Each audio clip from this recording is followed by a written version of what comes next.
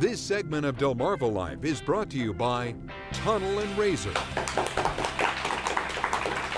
Well, in all probability, we don't need to tell you that we're getting ready for Halloween in just a few days, but you do know what that means. Trick or treat. Yeah, but unfortunately, many people choose to do a little more tricking than treating, which may land them in a world of trouble. Joining us today to give us a few guidelines on Halloween pranking is attorney Kelly Geloff, a managing partner at Tunnell Raysor in Sussex County. Thank you for joining us this afternoon. Let's start with the classic Halloween prank, egging. Egging is not a very good idea. I'm going to sound like such a downer through this, I'm sure, but that is not a good idea. I mean, it could really cause some damage to property, and for parents out there, any kind of damage that is done by your minor, they become responsible financially. If the minor is caught, the parents are responsible for paying for fixing that stuff. So perhaps we ought to be paying attention to what the kids are doing. I would say so. Eggs can cause quite a bit of damage, can't they? Yes, my understanding is the damage happens when the egg shell hits the different property. Oftentimes we've seen vehicles that have had that done, and it causes scratches, which of course needs an additional paint job. And then the removal process of taking it off of a vehicle or off of a house, that costs money. And then of course if you're taking paint off, sometimes you end up having to paint an entire house over or a vehicle over, and that can cost a lot of money. So whoever does it, oftentimes I know it are minors, so they are going to be facing potentially criminal action, and then also either civil action for the financial payment of that, or even in restitution if in fact they are charged and found guilty of doing something criminally. So count your eggs on Halloween night. Make sure they don't leave the house. Sometimes kids, you know, when they do these pranks, they do the prank and they start running off, but sometimes the victim runs after them, and that could cause a whole new line of trouble.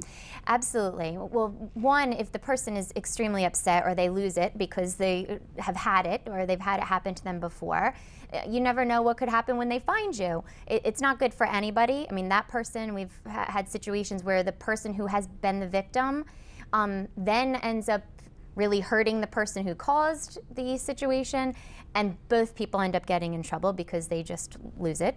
And then other times it's just you're caught, the person who did it is caught, and then the police get involved, or that's when we end up maybe having a civil matter also. So let's say you've got a situation where, I don't know how else to say this except to say you got a good kid hanging out with a bunch of bad kids, they're friends. And the good kid decides, you know what, I'm gonna go with them, I'm gonna have fun, it's Halloween night, but I'm not gonna do anything. But the bad kids do something. Is this a problem for the good kid who really didn't even participate in what they did? Well, I think that this happens quite a bit, where there are some kids who want to be a little bit more rambunctious and take things a little bit further than maybe they should, and the other kids are hanging out, not really wanting to participate, but certainly being there. Those situations are just as bad for the bystander person who doesn't do anything but is just sort of along for the ride, because if all of them are caught, that person who didn't do anything is in trouble also, because they may be either charged or looked upon as potentially being guilty or as guilty as the other people who actually did it. It's that whole guilt by association. Certainly the case would still have to be proved against them, but it still puts that person in a really bad spot where they may have to get an attorney to represent them on something where they didn't do anything, but it's not the police officer's fault for charging them, because they've got to figure out who did do this. Right. So it just puts yourself in a really bad situation. All right, let's move on to another prank we see a lot. TPing, throwing the toilet paper in the trees and in the yard and all that. You've never done that? It seems pretty harmless because you think toilet paper, what harm is it? But then think about, as a homeowner or a renter or whoever is responsible for the property, what it's going to take to get it off of the tree or whatever it may be. That's going to be a pain in the neck. It does cause offense to that property, and so someone could arguably be charged with disorderly conduct, has caused an annoyance, an alarm to someone, and has actually caused them to lose out on the enjoyment of their tree, or ends up having to pay to take care of it, that kind of a thing. So it's still, it's not fun. The kids think they're having fun, or people think they're having fun, but they really can be charged with something, or at least found civilly responsible. If somebody gets up on a ladder to take it off of their own tree and they fall, Can the person that did it be considered? It would be something that could be looked into, because it would be normal to try to do that, to take it off of the tree, Right. and unfortunately the person ends up getting injured. They can arguably pursue the person who caused the TPing for what the injuries are. It would be pretty far-fetched, I will say, but it is something that might be looked into. Okay, what if we just run out, ring the doorbell, take off running? Ding dong ditch. Ding dong ditch. I don't like that.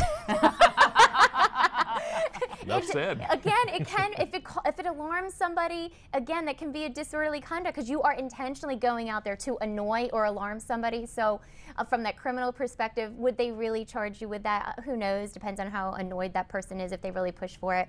But on the civil side of things, as far as pursuing them for any kind of damage, probably not. Bottom line, what would you say?